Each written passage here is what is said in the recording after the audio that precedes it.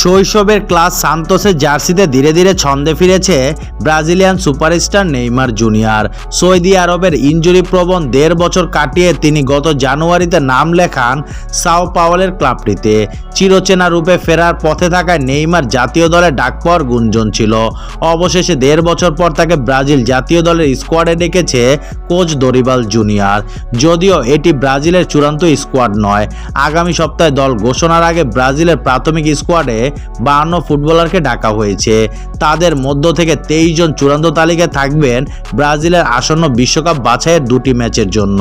আগামী 21 March Colombia এবং 26 March চিরপ্রতিদ্বন্দ্বী আর্জেন্টিনার বিপক্ষে বাছাইয়ের ম্যাচ খেলবে সেলেসাওরা। জাতীয় দলের হয়ে আসন্ন ম্যাচ 2টি খেলার প্রত্যাশার কথা সম্প্রতি জানিয়েছিলেন নেইমার। যদিও তিনি দলে আসার বার্তা কোচের ওপরই ছেড়ে দিয়েছিলেন। প্রাথমিক স্কোয়াডে ডাক পেয়ে পুনরায় তার হলুদ জার্সি গায়ে জড়ানোর সম্ভাবনা তৈরি হলো। এর আগে 2023 সালের অক্টোবরে ব্রাজিলের হয়ে বিশ্বকাপ বাছাই পর্বে উরুগুয়ের বিপক্ষে খেলার সময় ACL এর ইনজুরিতে পড়েন নেইমার, যার কারণে তাকে পরের বছর অক্টোবর পর্যন্ত মাঠের বাইরে কাটাতে হয়েছে।